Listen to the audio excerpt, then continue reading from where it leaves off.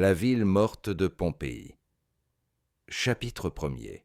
Murmures sous les cendres. Les habitants de Pompéi vivaient leur vie habituelle, comme si l'éternité appartenait à cette ville.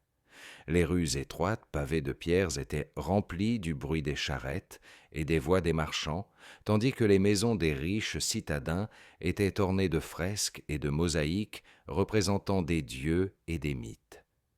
L'air était imprégné de l'odeur du pain provenant des boulangeries de la ville et du parfum des vignes qui s'étiraient vers le soleil sur les flancs du Vésuve.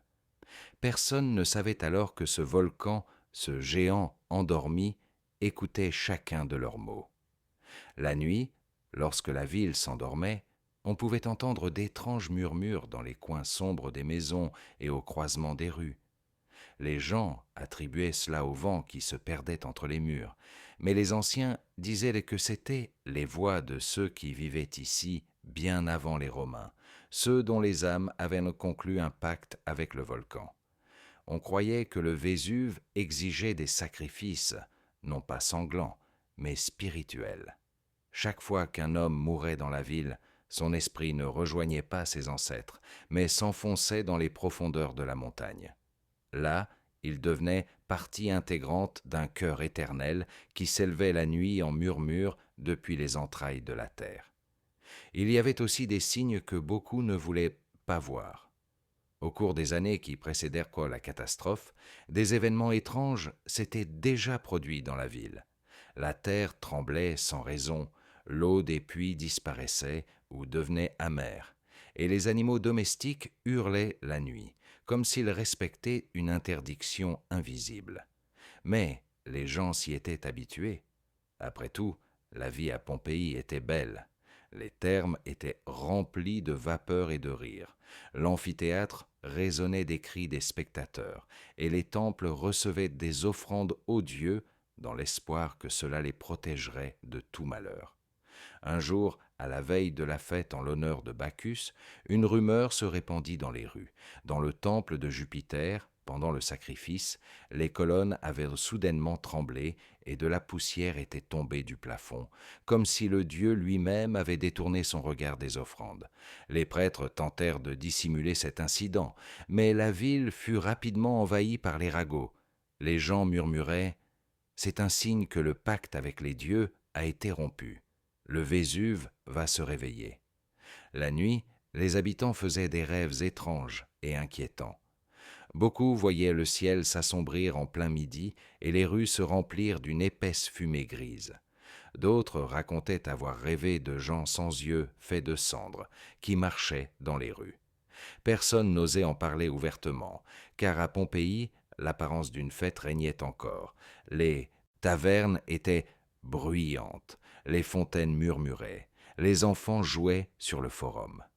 Mais une personne attentive pouvait remarquer qu'une inquiétude flottait dans l'air.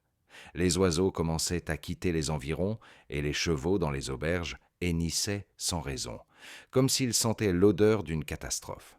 Même la montagne elle-même avait changé.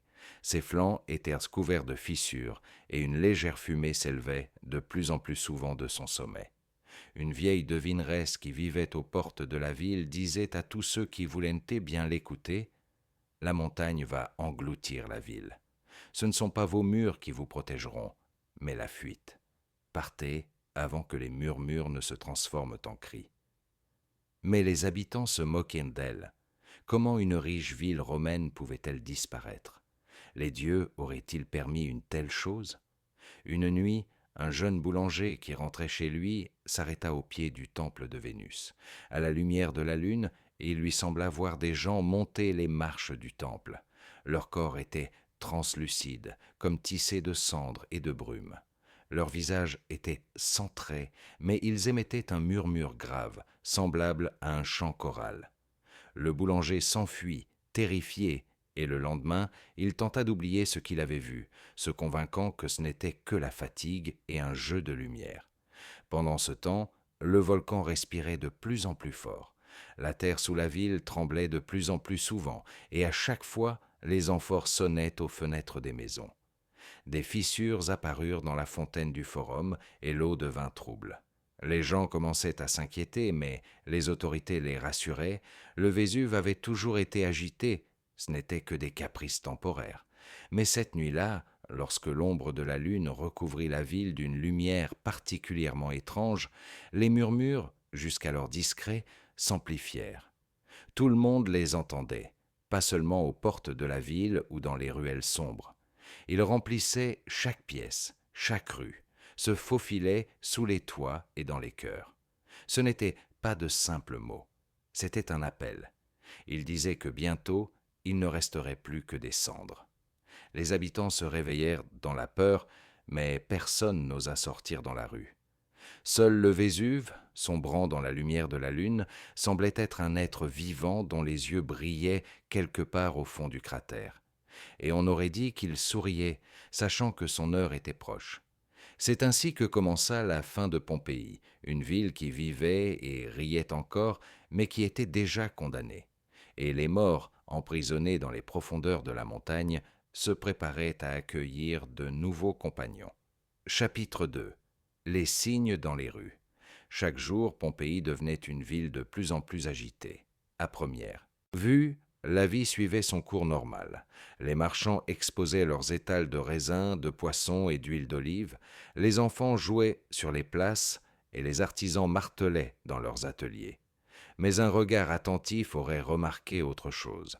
Un frémissement invisible s'était emparé des gens, comme si la ville vivait sous la coupe d'une menace invisible. Au début, ce n'étaient que des détails. Sur les murs des maisons, autrefois couverts de graffitis joyeux, d'étranges signes apparaissaient la nuit. Ni lettres, ni dessins, mais des volutes, comme griffées. Elles brillaient au clair de lune et disparaissaient au matin, ne laissant que des traces à peine visibles. Les gens murmuraient « Ce sont les écritures des esprits qui nous appellent ». Mais les autorités de la ville se sont empressées de recouvrir les traces avec de la peinture ou du plâtre, affirmant qu'il s'agissait de vandalisme. L'eau des fontaines, auparavant claire et froide, devint soudainement trouble et dégageait une odeur de soufre. Les habitants se plaignaient qu'elle était imbuvable et les animaux refusaient de s'approcher des sources. Au marché, on racontait que les poules avaient cessé de pondre et que les vignes étaient couvertes de taches noires, comme brûlées par un feu invisible. Mais le pire, c'était la nuit. Désormais, tout le monde entendait les chuchotements dont parlaient les anciens. Ils ne cessaient jamais, remplissant le silence comme si l'air lui-même vibrait. On aurait dit que les morts, enterrés dans la terre, se parlaient entre eux, et parfois leur voix s'adressait aux vivants. « Nous vous attendons », entendait une femme en passant devant l'amphithéâtre pendant la nuit. « La montagne s'ouvrira », murmurait-il sous terre à un ouvrier qui rentrait après une dure journée de travail. « Vous êtes déjà à nous », résonnait dans les ruelles. Certains essayaient de prier, mais les prières restaient coincées dans leur gorge. Les prêtres apportaient des offrandes dans les temples, mais au lieu de la paix, c'était la peur qui grandissait dans leur cœur. Les statues des dieux dans les sanctuaires semblaient en regarder les fidèles avec une froide indifférence, et dans le temple de Vénus, une fissure semblable à un éclair apparut sur une dalle de marbre, comme si la déesse elle-même avait détourné son regard de la ville. Les événements se multipliaient. Aux portes de Pompéi, les passants racontaient avoir vu des silhouettes faites de cendres et de fumée qui traversaient les rues sans laisser de traces. Leurs visages étaient en dépourvu de traits, mais leurs yeux brûlaient d'un rouge vif comme du charbon. Lorsque quelqu'un essayait de crier ou de s'approcher, les silhouettes se dissolvaient, laissant derrière elles une odeur de brûlé. Et la nuit, des phénomènes étranges se produisaient dans les maisons. Des cruches de vin se brisaient toutes seules, des amphores tombaient sur le sol, comme si une main invisible les renversait. Dans certaines maisons, une humidité sombre et épaisse comme du sang commençait à suinter des murs. Les gens disaient que c'était le volcan qui respirait, se frayant un chemin. Le jour où les marchands se réunirent au forum pour discuter de la situation, un oiseau noir apparut dans le ciel. Il décrivit plusieurs cercles au-dessus du temple d'Apollon, puis s'écrasa soudainement au sol. Personne n'osa toucher son corps. L'oiseau gisait mort, et un liquide sombre s'écoulait de son bec. La foule se dispersa en silence, et la peur s'installa dans les yeux des gens. Cette même nuit, la terre trembla si fort que de nombreuses maisons se fissurèrent. Les habitants se précipitèrent dans les rues, tenant leurs enfants et se protégeant à la hâte des tuiles qui tombaient. Au loin, au-dessus du sommet du Vésuve, une lueur rouge apparut, et tout le monde la vit. Ce n'était pas de la fumée ordinaire. C'était une lueur, comme si un œil de feu s'était ouvert dans les entrailles de la montagne. Mais le pire était encore à venir. Dans l'amphithéâtre, au centre de l'arène, un mince panache de vapeur s'est échappé du sol. Il était épais et argenté, et des silhouettes s'y agitaient. Les gens ont vu des formes sortir de la vapeur, des hommes, des femmes, des enfants. Leur corps semblait fait de cendres et de lumière. Ils tendaient silencieusement les bras vers la ville, puis se dissolvaient dans l'air. Après cela, beaucoup ont parlé de fuite. Mais où fuir? Leur maison, leur famille, leur vie étaient à Pompéi. Certains disaient « Ce sont les dieux qui nous avertissent ». D'autres murmuraient « Ce sont les morts qui nous appellent ». Mais la plupart restaient silencieux, craignant d'admettre l'évidence. La ville était condamnée. Seul le Vésuve connaissait la réponse. Il grondait de plus en plus fort, son souffle était audible, même pendant la journée. De la fumée s'échappaient des fissures sur les flancs et parfois des étincelles enflammées jaillissaient du cratère, comme si la montagne essayait de se rappeler à notre existence. Cette nuit-là, les murmures des morts se transformèrent en tonnerre. Les gens entendaient, dans leurs rêves, des milliers de voix s'unir en un seul cœur. Bientôt, très bientôt. Et même si les rues étaient encore remplies des rires des enfants, des chansons des tavernes et du brouhaha des marchés, tout le monde savait que derrière ces rires se cachait déjà une ombre. La ville riait pour la dernière fois. Chapitre 3. Le jour des présages. Le matin à Pompéi commença par un silence inhabituel. Même les coqs ne chantèrent pas, comme s'ils savaient que cette journée ne serait pas comme les autres. Le soleil se leva, rouge et terne, comme à travers la fumée, bien qu'il n'y eût pas un nuage dans le ciel. Les gens dans les rues se regardaient, mais se dépêchaient de vaquer à leurs occupations, essayant de ne pas remarquer l'air lourd qui rendait la respiration difficile, comme si la ville elle-même avait perdu sa fraîcheur. Dans les boutiques, les commerçants ouvraient leurs volets, mais presque personne ne riait ni ne discutait comme auparavant.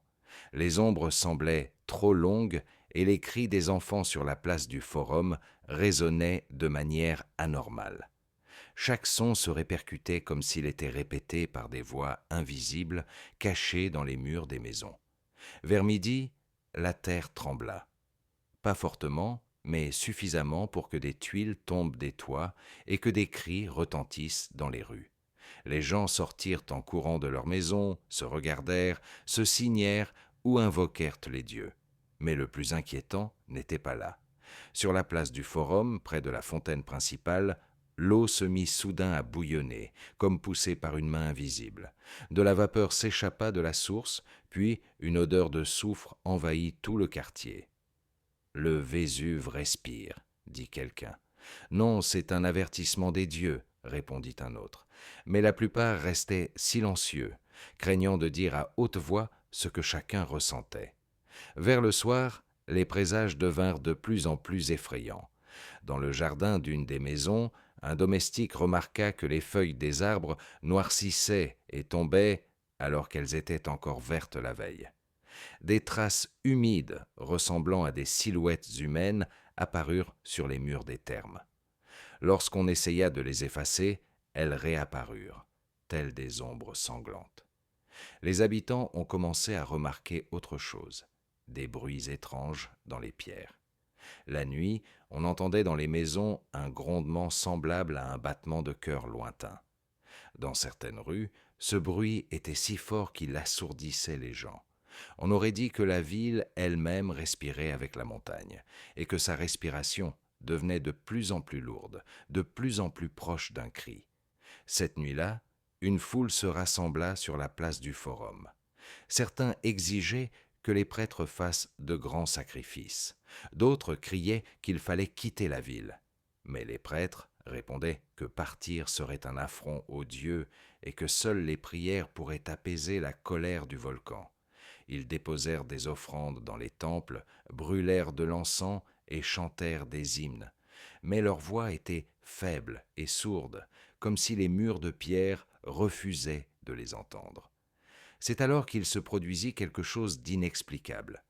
Dans le temple de Jupiter, une statue se mit soudain à trembler. Ses yeux s'illuminèrent d'une lueur rouge, et un grondement sourd se fit entendre, comme si la montagne elle-même répondait aux prières. La foule tomba à genoux, terrifiée. Certains crièrent, d'autres s'enfuirent, tandis que les prêtres pâlissaient, incapables de prononcer un mot. À partir de ce moment, la peur devint palpable. Les gens ne se moquaient plus des prédictions des anciens, ne niaient plus leurs rêves étranges. Désormais, chacun les voyait de ses propres yeux. Les hommes rêvaient de rues remplies de cendres et de feu. Les femmes racontaient avoir vu des enfants brûlés, mais continuaient à jouer et à rire, inconscients de leur propre mort. Certains parlaient d'une silhouette haute et sombre, debout au sommet du Vésuve, qui regardait vers le bas, directement vers la ville. Ses yeux brillaient comme deux gouttes d'or fondues. Le lendemain, la ville trembla à nouveau. Dans l'amphithéâtre, pendant une représentation, la terre se mit soudain à trembler si fort que les spectateurs se mirent à crier et à se précipiter vers la sortie. Les acteurs tombèrent à terre et une fissure s'ouvrit dans l'arène, d'où s'échappa une fumée. Cette fumée était inhabituelle. Elle ne se dispersait pas, mais tourbillonnait et prenait forme. Certains jurèrent avoir vu des visages. Certains voyaient leurs proches décédés. D'autres voyaient des inconnus aux yeux enflammés. Les rumeurs d'une malédiction se répandirent plus vite que la peur elle-même. La montagne exige des sacrifices, murmurait-on dans les ruelles. Nous avons rompu le pacte, disaient les anciens. Les dieux se sont détournés de nous. Mais parmi ces paroles, il y avait un autre murmure, faible mais clair. Ce ne sont pas les dieux, ce sont les morts qui nous appellent. Chaque jour, le Vésuve devenait plus agité. Une fumée épaisse s'élevait de son sommet et, la nuit, le feu dans le cratère était visible même depuis les villes voisines. Parfois, on aurait dit que la montagne elle-même émettait un grondement sourd, semblable à un rire. Et ce soir-là, lorsque le soleil se coucha à l'horizon et que le ciel devint rouge, le premier coup de tonnerre retentit au-dessus de Pompéi, bien qu'il n'y eût ni nuages ni pluie. Les gens levèrent la tête et virent le sommet du Vésuve briller comme une immense torche. Alors les murmures qui résonnaient dans la nuit se transformèrent en cris. Ils se répercutèrent dans les rues, pénétrèrent dans les maisons, dans les cœurs, et tous entendirent la même chose. L'heure est venue. Et Pompéi, encore vivante, comprit que ses jours étaient bons de compter. Chapitre 4. La nuit de feu. Le soir tomba rapidement et densément sur Pompéi, comme si quelqu'un avait éteint la lampe au-dessus de la ville sans laisser le temps à nos yeux de s'habituer à l'obscurité. Le crépuscule régnait encore dans les ruelles lorsque l'air devint soudain lourd, visqueux, comme rempli d'une poussière invisible. Une odeur de soufre se fit sentir, âcre et âpre, comme celle d'un brasero renversé. Les ombres s'allongèrent et se confondirent, et il y avait quelque chose d'anormal dans cette confusion. On aurait dit que l'obscurité ne venait ni de la mer ni des montagnes, mais qu'elle s'élevait directement de la pierre, du pavé, des fissures qui s'étendaient comme une toile d'araignée sur les murs. Le premier coup est arrivé sans prévenir, sourd, interne, comme si la terre sous la ville avait pris une profonde inspiration. Les pierres tremblèrent, dans les boutiques, les coupes suspendues tintèrent, les amphores sur les étagères bougèrent sensiblement, comme des personnes sur le point d'éternuer. Puis vint le deuxième coup, puis le troisième, une série de secousses courtes qui firent tomber les tuiles des toits sans le moindre bruit. Dans le ciel, au-dessus de la silhouette noire du Vésuve, une fleur de feu s'épanouissait, une colonne grandissante, déchirée par des éclairs, avec une couronne étendue, comme un pin géant dont parlaient les anciens dans les forums, un arbre s'élevant directement du cœur de la montagne. La ville se déversa dans les rues. Certains pleuraient, d'autres priaient, d'autres encore juraient en essayant de tirer un mulet chargé de bagages d'une stalle tremblante. Mais même les cris les plus désespérés se noyaient dans un grondement général, non pas celui d'un orage ou d'une tempête, mais un rugissement profond qui faisait se contracter les tempes. Plus près du forum, l'eau de la fontaine s'éleva d'elle-même et retomba comme si elle avait été tirée par une corde invisible. Sur les marches du temple de Jupiter, des couronnes fraîches s'éparpillaient. Le prêtre, gardant sa dignité, essayait d'allumer de l'encens, mais la fumée descendait vers le sol, à contrevent, et se déposait sur les dalles en une bande brumeuse. Il se mit à pleuvoir, d'abord légèrement, puis plus fort. De petits cailloux clairs commencèrent à tomber sur le pavé, légers, poreux, comme de la mousse figée, et chaque impact sur les dalles résonnait comme un coup sur un récipient vide. Des lapillis, diraient les scientifiques, mais à l'époque, personne ne parlait scientifiquement. Les gens tendaient les mains et ne comprenaient pas. Comment une pierre pouvait-elle tomber du ciel? Bientôt, il fallut se couvrir les mains avec des capes et des paniers. Les pierres tombaient de plus en plus drues, formant littéralement un mur, et en quelques minutes, les toits des tavernes de la Via dell'Abbondanza se couvrirent d'une couche croustillante, grinçante et dangereuse. Sous cette couche, les toits se mirent à gémir. Au-dessus de la montagne, il y avait du feu. Un pilier s'éleva et se brisa sous son propre poids. En haut, une calotte large comme la cime d'un pin. En bas, une tige palpitante, vivante. Il brillait de l'intérieur comme un os brûlant. Et il semblait que dans les profondeurs de cet os, des ombres bougeaient, soit des oiseaux dans la fumée, soit des âmes, comme le promettaient les légendes, se dirigeant vers leur chanteur. Cette nuit-là, même ceux qui se moquaient de la vieille femme à la porte cessèrent de rire. Cette nuit-là, chaque murmure était reconnaissable. Le pacte, dit le marchand d'huile, en s'agrippant au montant en pierre de son échoppe et en regardant la montagne. Nous avons rompu le pacte. Son voisin ne répondit pas. Il traînait déjà vers sa maison des paniers remplis de chiffons pour se couvrir la tête, comme le conseillaient les anciens. Se couvrir avec ce qu'on avait, même avec des oreillers ou des paniers, pourvu que les pierres ne leur fracassent pas le crâne. Dans la maison d'en face, une femme emballait dans un sac toutes les cuillères en argent et la figurine de Lara, l'esprit de la maison.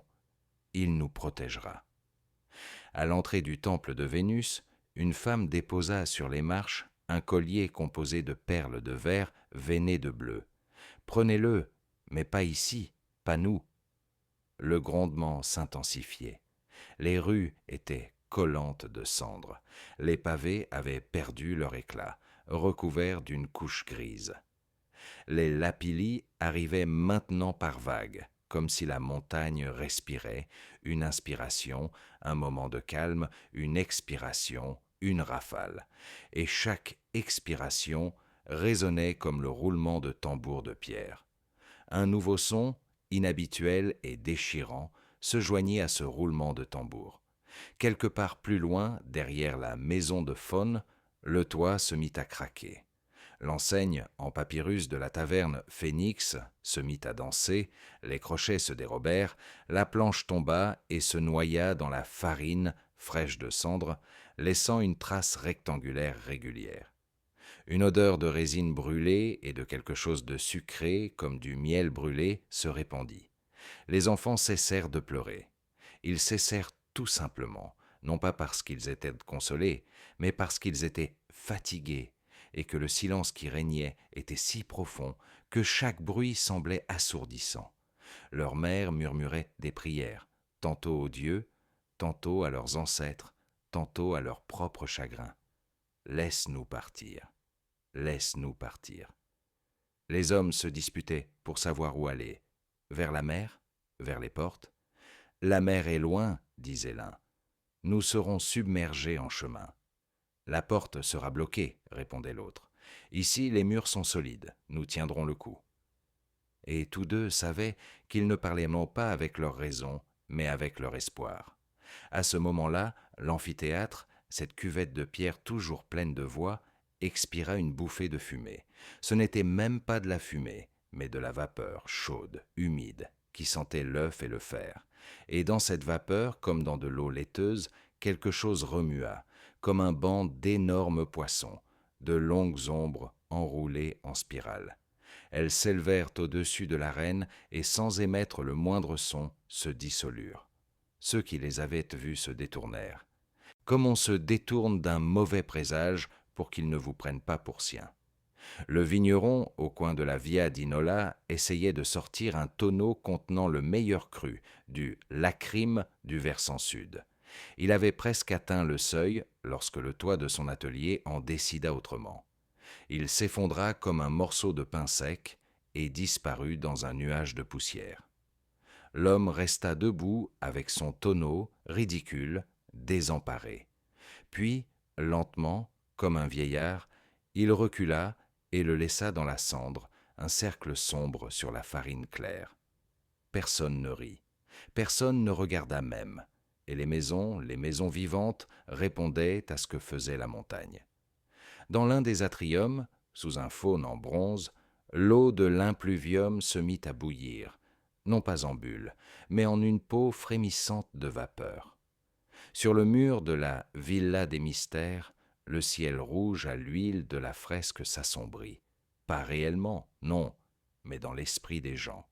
Ils eurent l'impression que la peinture changeait de teinte, s'adaptant à la nuit.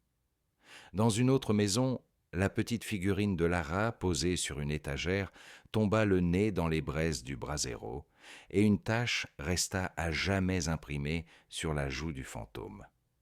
La maîtresse murmura « Pardonne-moi » et le cacha dans ses vêtements, près de son cœur. À chaque heure qui passait, le campement de pierre au-dessus de la ville devenait plus lourd. Le pilier au-dessus du Vésuve se fissurait de crevasses noires, d'où jaillissaient de temps à autre des langues de feu, courtes comme des langues moqueuses dans une bagarre. Ces éclairs étaient silencieux, le tonnerre étouffé par son propre grondement, mais la terre entendait. Elle répondait par des tremblements qu'on ne pouvait plus confondre avec autre chose. Dans les caves où étaient stockées l'huile et les céréales, les grains se mirent en mouvement. Ils ne roulaient à pas, non. Ils craquaient comme si un petit feu brûlait à l'intérieur de chacun d'eux. Les cendres tombaient désormais non seulement du ciel, mais aussi sur les côtés.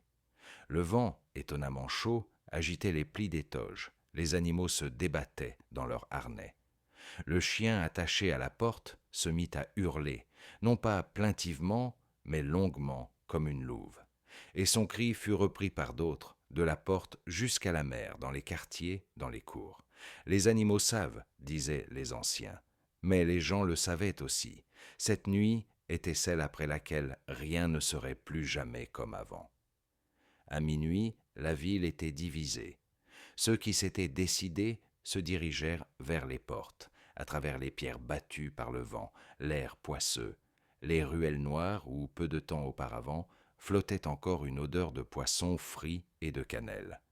Ils marchaient, courbés, se couvrant la tête avec des paniers, des oreillers, des manteaux, tout ce qu'ils pouvaient trouver. Ils marchaient, en famille, seuls, en file indienne, se tenant au pan de leur tunique pour ne pas se perdre dans le voile qui tombait sur le monde.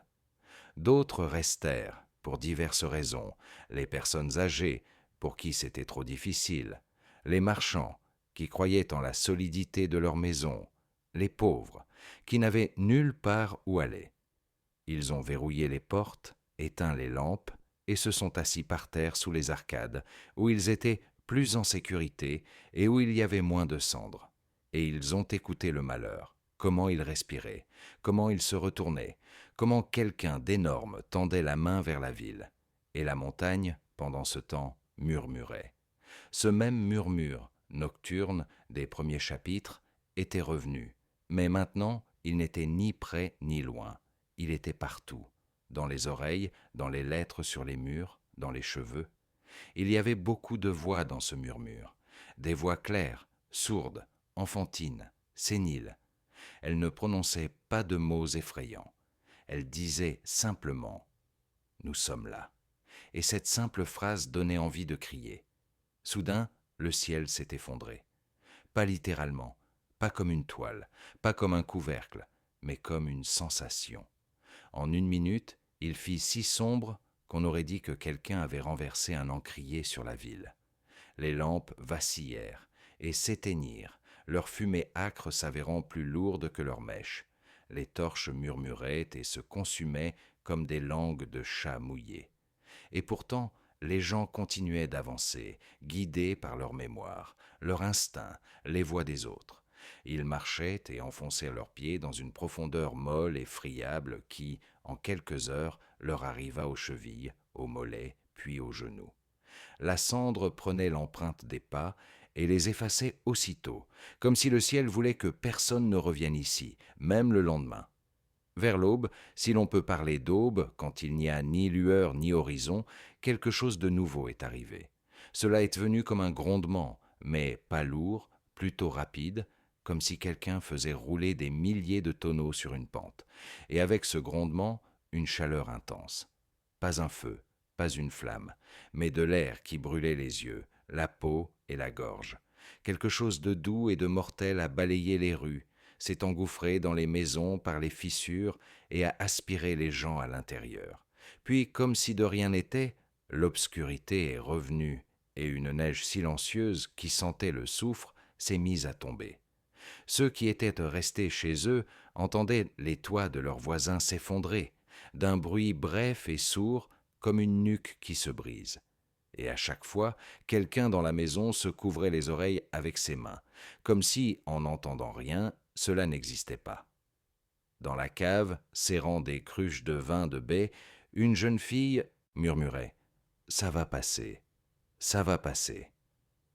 Dans le petit vestibule, un garçon tendait la main vers la statue en bronze de Pan, comme vers la main d'un adulte, et la statue était plus chaude au toucher que d'habitude, plus chaude comme vivante. Dans une autre maison, un homme plaçait délicatement une bague dans la bouche d'une statuette de Pénate. Tiens, et souriait, un sourire étrange et doux, celui des gens qui en savent de plus qu'ils ne veulent en dire. Quelque part derrière le mur, l'eau gargouilla, comme si la ville elle-même se raclait la gorge. La chaleur lécha les étages inférieurs d'une langue légère mais assurée, et ceux qui pensèrent à l'eau coururent vers les puits, et n'y virent pas d'eau, mais un miroir gris et doux fait de cendres. La pluie de pierre ne cessait de tomber. Elle était désormais plus dense, composée de lourds morceaux de pierre ponce et de débris.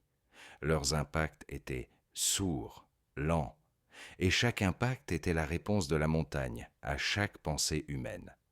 Au même moment, là où la route de Herculanum descend vers la mer, ceux qui étaient tout de même sortis sentirent un souffle différent. Du mer, jusqu'alors avide, contracté, comme aspiré par la terre, soufflait un vent froid. Et dans ce froid, on entendait « ici ». Et dans le dos, du côté de la montagne, bouillonnait « en arrière ». Entre « ici » et « retour », les gens se tenaient comme l'aiguille d'une balance. Certains firent un pas vers l'obscurité de la mer et disparurent, comme des lignes dans un livre brûlé par le feu. D'autres retournèrent dans la ville, vers les leurs, et s'assirent sur le seuil, comme on s'assoit dans un temple avant un discours important. Et la montagne chantait, oui, elle chantait, non pas un chant démoniaque, ni un chant maléfique, mais un chant grave qui ne laissait pas le choix. Ce chant reprenait les motifs d'anciens serments. « Donne, tu recevras, prends, tu rendras ». Pompéi prenait beaucoup, le vin de la terre cendrée, le pain de la farine douce du volcan, les bains au-dessus du souffle brûlant des entrailles de la terre.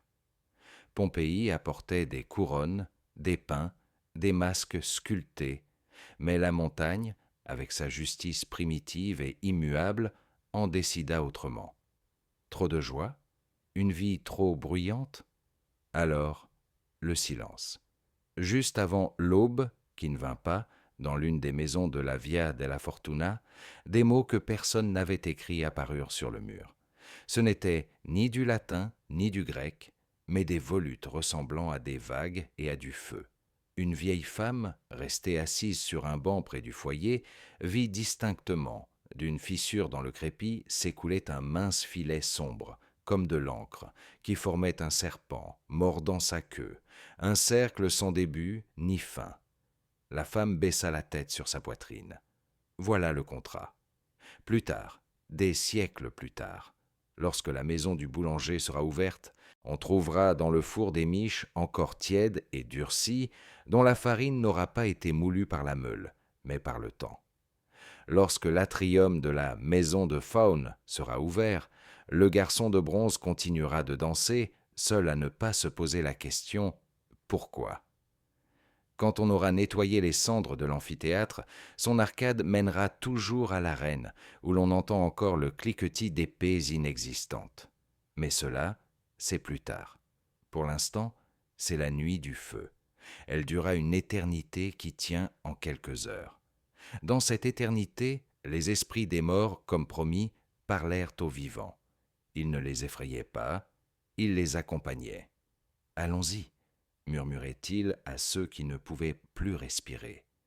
Ce n'est pas la fin, c'est un accord. Et ceux qui les entendaient marchaient sans peine, car là où les rues s'arrêtaient, les cendres étaient douces comme de la laine et chaudes comme la paume d'une main. Au matin, ce qui aurait pu être le matin s'il y avait eu un ciel, une épaisse couche recouvrait la ville. Les toits étaient au même niveau que les rues. Les portes étaient devenues des couvercles, les fenêtres des ouvertures rectangulaires dans la roche grise. Partout, la température était la même, comme celle du pain qui refroidit, et seule une nouvelle vague de voix s'échappait d'un cratère lointain, courte, rapide, emportant tout ce qui n'avait pas eu le temps de se transformer en pierre. Elle courait sur la pente comme une bête, la poitrine large, et dans sa poitrine, une chaleur qui n'était pas une flamme. Pompéi écoutait. Elle avait toujours été bonne auditrice, les marchés bruyants, les termes rieurs, le théâtre chantant. À présent, la ville écoutait autre chose, son propre silence. Dans ce silence, on entendait « encore ». Et la montagne, sans se presser, répondait « oui ». Ainsi s'acheva la nuit de feu, non pas au sens de fin, mais au sens de fin du rituel. Car devant nous, il y avait encore une journée, longue comme un siècle, une journée de cendres. Ce jour-là, l'accord dont murmuraient les murs serait définitivement signé, non pas à l'encre ou avec du sang, mais avec des cendres, plus lourdes que n'importe quel sceau. Et pourtant, même en cette nuit noire, où il n'y avait ni étoile ni lune, dans une minuscule pièce de la Via di Mercurio, une petite flamme brûlait, obstinée. Elle se consumait dans un bol, sous le bronze de l'art. Les ombres dansaient sur le mur, non pas à cause du vent, non, mais d'elles-mêmes, comme la dernière danse d'une ville qui ne voulait pas encore mourir. La flamme clignota et s'éteignit.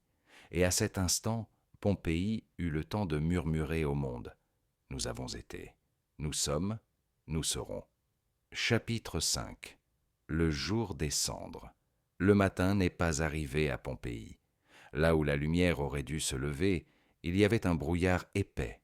Le ciel avait disparu, comme effacé du monde, comme balayé par un pinceau, ne laissant qu'une voûte grise et étouffante. Et cette voûte descendait lentement, pesait sur les toits, pesait sur les épaules, transformait les rues en gorges étroites de cendres. À midi, la ville était méconnaissable. Là où, la veille encore, brillait le pavé, s'étendait désormais une masse molle et friable, de la neige grise qui ne fondait pas. Les gens tentèrent de s'y frayer un chemin en levant les jambes de plus en plus haut, comme s'ils marchaient sur l'eau, mais leurs pas s'enfonçaient, et chaque empreinte disparaissait instantanément. La cendre envahissait les rues, recouvrait les fresques, obstruait les fenêtres, d'abord jusqu'aux chevilles, puis jusqu'aux genoux, puis plus haut encore. Elle était partout, dans les cheveux, dans les yeux, dans les cruches d'eau, dans le pain cuit la veille. On aurait dit que l'air lui-même s'était transformé en cendre. Les maisons ont commencé à s'affaisser, leurs toits pliaient sous le poids de la neige grise, et parfois on entendait un craquement sourd, comme si du bois se brisait. C'étaient les planchers qui s'effondraient, tombant dans les cours. Sur la Via della Fortuna, l'une des villas s'est effondrée entièrement. En un instant, les fresques, les statues, les vases en bronze et les cachettes contenant l'argenterie ont disparu sous une couche de poussière de pierre. Il ne restait du bâtiment qu'une colline à peine visible. Ceux qui avaient en vue cela se turent. Il était désormais clair qu'il n'y avait nulle part où se cacher. Les cris dans la ville se sont tus. Les gens ne parlaient presque plus. Ils toussaient, haletaient, murmuraient de courtes prières. Dans ces murmures, il n'y avait pas d'espoir, mais une demande pour une mort rapide. Certains tentaient encore de s'enfuir, vers les portes, vers la mer, vers les villes voisines. Mais la route était devenue une masse informe, et l'obscurité cachait tout. Impossible de distinguer où finissait la rue et où commençait un nouvel éboulis. Dans les temples, les lampes brûlaient encore. Les prêtres, le visage noirci par la suie, déposaient sur les autels tout ce qui restait, du pain, du vin, des figurines de Dieu. Mais la fumée des encens se déposait aussitôt sur le sol, comme si les dieux ne voulaient plus l'accepter. Les gens regardaient les statues, et il semblait que leurs yeux de pierre avaient pris vie, reflétant l'obscurité dansante. Certains disaient « c'est eux qui se détournent ». D'autres, au contraire, « ils regardent pour nous emmener avec eux ». Et la montagne respirait. Toutes les quelques minutes, elle émettait un nouveau son, grave, sourd, qui faisait trembler les pierres. Il y avait un rythme dans cette respiration, comme dans une chanson, mais c'était une chanson étrangère. Parfois, on aurait dit que ce n'était pas un volcan, mais un cœur géant qui battait au-dessus de la ville. Et, à chaque battement, le cœur projetait vers le haut une nouvelle portion de cendres, de débris, de pierres. Un échanson du forum racontait qu'il entendait des mots dans ces sons. Ils venaient par syllabes saccadées, dans un grondement et un sifflement. En arrière, dette, accord. D'autres ont commencé à entendre la même chose. Certains tombaient à genoux, d'autres s'enfuyaient, comme si l'on pouvait échapper à une voix qui résonne dans l'air même. Vers le soir, les cendres atteignaient la hauteur d'un homme. Les gens, n'en pouvant plus, rentraient chez eux et s'y enfermaient, espérant que les murs tiendraient bon. Dans les atriums, il était déjà impossible d'allumer les lampes. Les mèches s'éteignaient instantanément, faute d'air.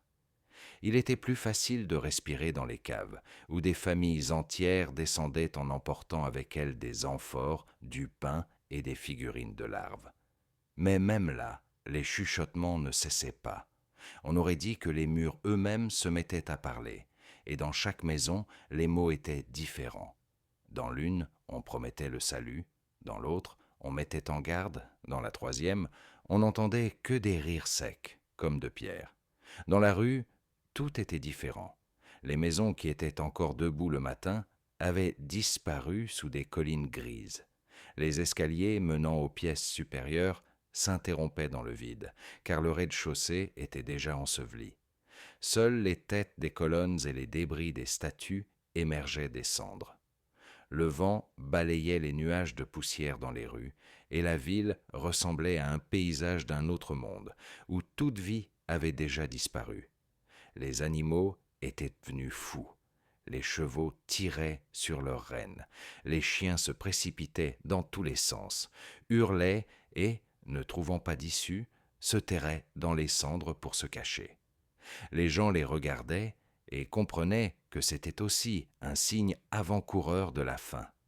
Les animaux voient plus tôt, disaient les anciens. La nuit tomba à nouveau, mais il était impossible de la distinguer du jour. Seules de rares lueurs au sommet de la montagne indiquaient que le temps passait. Ces éclairs éclairaient la ville d'une lumière étrange et cramoisie. Elle ne ressemblait pas à la lumière du soleil, mais plutôt à la lumière provenant de l'intérieur de la terre, au souffle du monde souterrain. Tout semblait étrange. Les colonnes, les murs, les fontaines, même les rues familières, comme si ce n'était pas une ville, mais son fantôme. Et dans le silence, entre le grondement et le craquement, des voix réapparurent. Tout le monde les entendait, dans leurs rêves et dans la réalité. C'étaient les voix de ceux qui avaient déjà péri.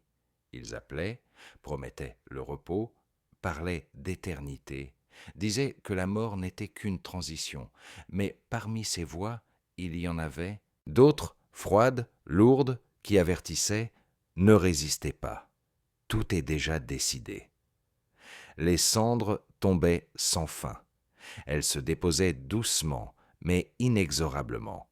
Elles n'étaient pas empreintes de rage, seulement d'indifférence. C'était comme si la terre elle-même avait décidé d'effacer la ville, sans haine, sans vengeance, simplement comme une ligne inutile dans un livre. Et cette indifférence était la chose la plus effrayante. Cette nuit-là, Pompéi cessa d'être une ville. Elle devint une ombre, une silhouette, un silence gris. Seuls les esprits, ceux dont murmuraient les rêves, erraient encore dans les rues, laissant derrière eux des traces que personne ne verrait plus jamais. Ainsi se poursuivit le jour des cendres, le jour où la vie céda la place au silence, et où la ville bruyante et joyeuse se transforma en un désert gris.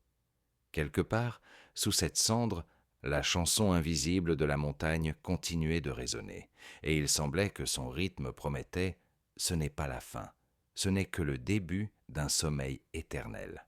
Chapitre 6. La nuit de Pierre. La nuit tomba sur la ville, mais ce n'était plus la nuit à laquelle les habitants de Pompéi étaient habitués. Elle n'apporta ni repos, ni fraîcheur, ni même l'obscurité telle qu'ils la connaissaient. C'était une nuit d'un autre monde, une nuit de pierre, une nuit sans temps. Le ciel avait disparu, caché par un épais nuage de cendres et de fumée qui continuait à respirer et à bouger comme de la chair vivante. Parfois, des veines de feu jaillissaient de ce nuage, des éclairs qui ne venaient pas du ciel, mais du ventre même de la terre.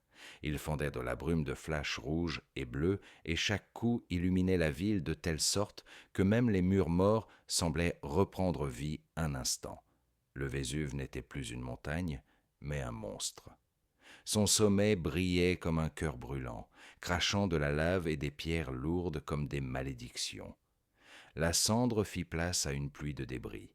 Des pierres brûlantes tombaient du ciel, perçant les toits, renversant les colonnes, brisant les statues des dieux. Ceux qui se cachaient encore dans les maisons entendaient cette pluie de pierres, et leur cœur se serrait, car chaque coup était comme un coup du destin frappant à leur porte. La ville tremblait.